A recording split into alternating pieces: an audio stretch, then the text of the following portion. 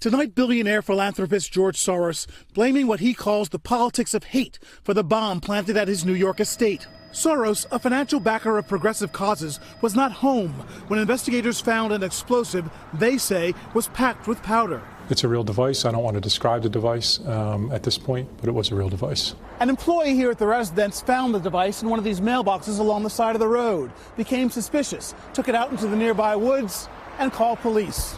Soros, the target of a false conspiracy theory by a conservative Florida congressman with this video for supposedly paying migrants to join the caravan. In a statement, his foundation urging politicians across the political spectrum to tone down their rhetoric. Words have consequences.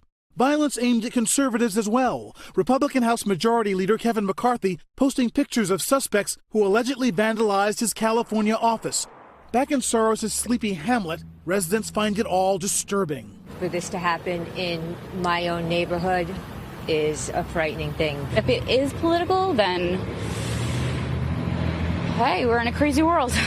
Investigators saying they don't have a motive, but Soros saying he has no doubt why he was targeted.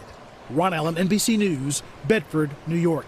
Hey, NBC News fans, thanks for checking out our YouTube channel. Subscribe by clicking on that button down here and click on any of the videos over here to watch the latest interviews, show highlights, and digital exclusives.